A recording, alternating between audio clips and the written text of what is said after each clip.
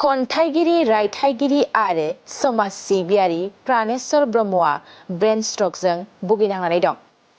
साफाकामार गामिनि थागिबि खन्थाइगिरि रायथाइगिरि आरो समाज सिबियारि प्राणेश्वर ब्रह्मआ ब्रेन स्ट्रकजों भुगिनांनानै दं।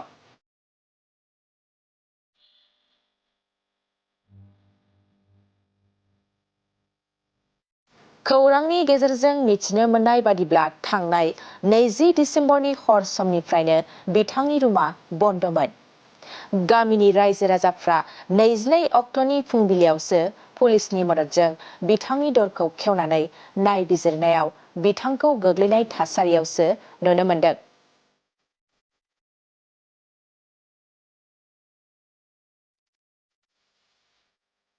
सानथाम बिथाङा गावनि रुमावनो स्ट्रक जानानै थादों।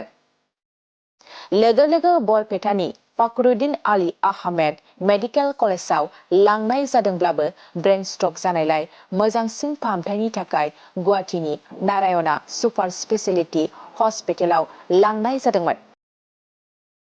नाथाय दुखुनांथाव बाथ्रादि बिथाङा नखराव रावबो गैयैलाय रांनि आंखालाव मोजां फाहामथाय लानो हायाखै।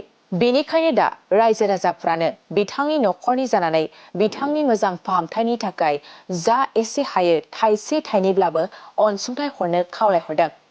मख'नो गोनांदि बिथां प्राणेश्वर ब्रह्मआ एबसुनि सासे सोद्रोमाबो लोगोसे गवर्धना एचएस फरायसालिनि लोगो फोरोंगिरिबो। बेनि अनगायैबो बिथाङा गुबुन गुबुन आफादफ्रावबो बिबान लानानै हाबा मावबोदों।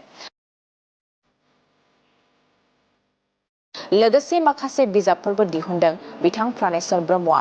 बिथां प्राणेश्वर ब्रह्मआ नखराव रावबो गैया, रायजोआनो बिथांनि जोनोमगिरि। बेनिखायनो रायजो राजाफ्रा जा एसे हायो प्राणेश्वर ब्रह्मखौ मोजां फाहामथाय होनो थाखाय account number 310459617767 IFSC code SBIN 0018805 नैबे एकाउन्ट नाम्बाराव रां अनसुंथाइ हरनो हागोन। खन्थाइगिरि रायथाइगिरि आरो समाज सिबियारि प्राणेश्वर ब्रह्मआ ब्रेन स्ट्रकजों भुगिनांनानै दं। साफाकामार गामिनि थागिबि खन्थाइगिरि रायथाइगिरि आरो समाज सिबियारि प्राणेश्वर ब्रह्मआ ब्रेन स्ट्रकजों भुगिनांनानै दं।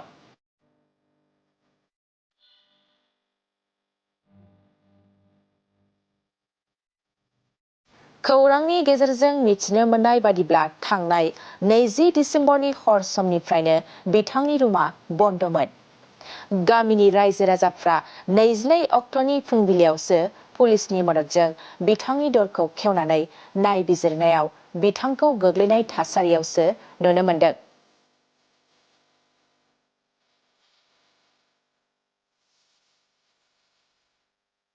सानथाम बिथाङा गावनि रुमावनो स्ट्रक जानानै थादों। लोगो लोगो बरपेटानि फखरुद्दीन आली आहमेद मेडिकेल कलेजाव लांनाय जादोंब्लाबो ब्रेन स्ट्रक जानायलाय मोजांसिन फाहामथायनि थाखाय गुवाहाटीनि नारायणा सुपार स्पेशलिटी हस्पिटालाव लांनाय जादोंमोन। नाथाय दुखुनांथाव बाथ्रादि बिथाङा नखराव रावबो गैयैलाय रांनि आंखालाव मोजां फाहामथाय लानो हायाखै। बेनिखायनो दा रायजो राजाफ्रानो बिथांनि नखरनि जानानै बिथांनि मोजां फाहामथायनि थाखाय जा एसे हायो थाइसे थाइनैब्लाबो अनसुंथाइ हरनो खावलायहरदों। मख'नो गोनांदि बिथां प्राणेश्वर ब्रह्मआ एबसुनि सासे सोद्रोमाबो लोगोसे गवर्धना एचएस फरायसालिनि लोगो फोरोंगिरिबो। बेनि अनगायैबो बिथाङा गुबुन गुबुन आफादफ्रावबो बिबान लानानै हाबा मावबोदों। लोगोसे माखासे बिजाबफोरबो दिहुनदों बिथां प्राणेश्वर ब्रह्मआ। बिथां प्राणेश्वर ब्रह्मआ नखराव रावबो गैया, रायजोआनो बिथांनि जोनोमगिरि। बेनिखायनो रायजो राजाफ्रा जा एसे हायो प्राणेश्वर ब्रह्मखौ मोजां फाहामथाय होनो थाखाय account number 310459617767 IFSC code SBIN 0018805 नैबे एकाउन्ट नाम्बार